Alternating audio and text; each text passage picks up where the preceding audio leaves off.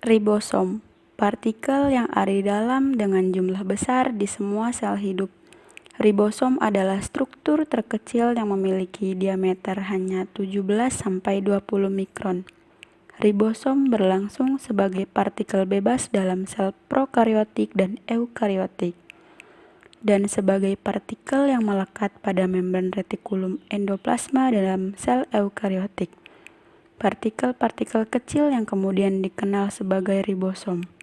Ribosom pertama kali ditemukan pada tahun 1955 oleh ahli biologi sel, kelahiran Amerika George Epalade, yang menemukan ribosom sering dikaitkan dengan retikulum endoplasma dalam sel eukariotik.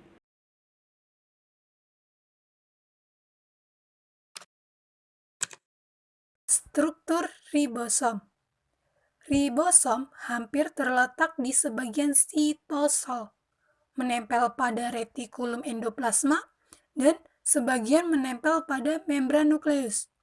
Ribosom terdiri menjadi subunit, yaitu subunit besar dan subunit kecil. Pada eukariotik, subunit tersebut dibuat di nukleus dengan bahan-bahan protein yang diimport dari sitoplasma. Subunit ribosom yang dihasilkan kemudian ekspor melalui pori-pori nukleus ke sitoplasma. Di sitoplasma, subunit besar dan subunit kecil bersama dengan mRNA bergabung membentuk ribosom fungsional. Struktur penyusun ribosom. Pada prokariotik, ribosom memiliki koefisien sedimentasi sebesar 70 Fredberg dan pada eukariotik 80 Fredberg. Masing-masing molekul ribosom terdiri dari unit besar dan unit kecil dengan berat molekul 1.600.000 dan 900.000 untuk prokariotik, serta 2.800.000 dan 1.400.000 untuk eukariotik.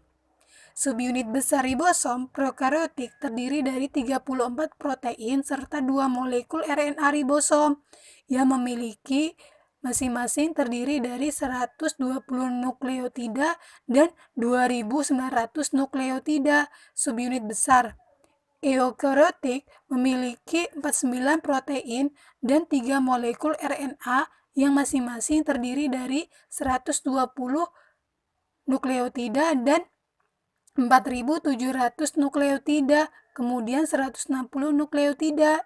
Subunit kecil prokariotik terdiri dari 21 protein dan 1.540 nukleotida. Sedangkan pada subunit kecil eukariotik terdiri dari 33 protein dengan molekul RNA sejumlah 1.900 nukleotida. Berikut adalah gambar 3G ribosom yang terdiri dari subunit besar dan subunit kecil. Apabila diputar 90 derajat, maka terlihat subunit besar berada di atas dan subunit kecil berada di bawah. Berikut model 2D. Terlihat pada bagian situs E. Situs E itu situs exit, situs P, situs peptida, dan situs A, situs aminoasil. Kemudian bagian bawah ada rantai mRNA.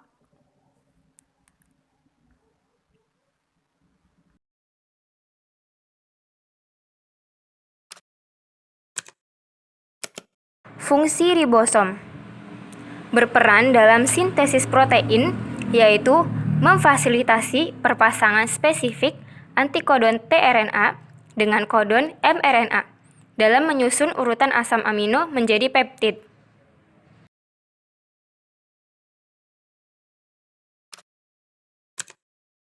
Sintesis protein. Berikut ini adalah sel, unit dari semua jaringan hidup. Dalam kebanyakan sel manusia ada struktur yang disebut nukleus. Nukleus ini berisi gen-gen. Pada manusia, gen dibagi antara 23 pasang kromosom. Setiap kromosom mengandung untaian panjang DNA, tersusun erat di sekeliling protein yang disebut histon. Dalam DNA ada bagian yang disebut dengan gen. Gen-gen ini berisi petunjuk untuk membuat protein. Ketika gen diaktifkan, enzim yang disebut RNA polimerase menempel pada awal gen. Bergerak di sepanjang DNA, membuat untayan messenger RNA dari base kosong yang ada di dalam nukleus. Kode DNA menentukan urutan base kosong yang akan ditambahkan ke messenger RNA. Proses ini disebut dengan transkripsi.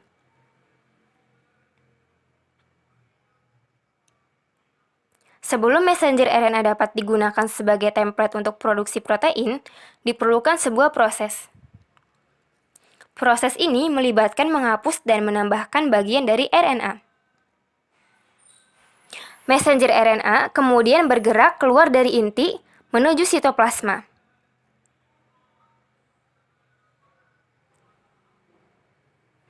Pabrik protein dalam sitoplasma disebut ribosom, mengikat messenger RNA. Ribosom membaca kode messenger RNA untuk menghasilkan rantai terdiri dari asam amino. Ada 20 jenis asam amino. Molekul RNA transfer membawa asam amino ke ribosom. Ketika ketiga base penyusun messenger RNA dibaca sekaligus. Ketiga base dibaca, sebuah RNA transfer memberikan asam amino yang sesuai. Hasilnya ditambahkan membentuk rantai dari asam amino.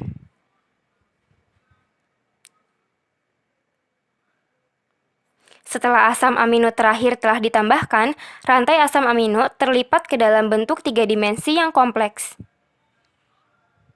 untuk membentuk protein.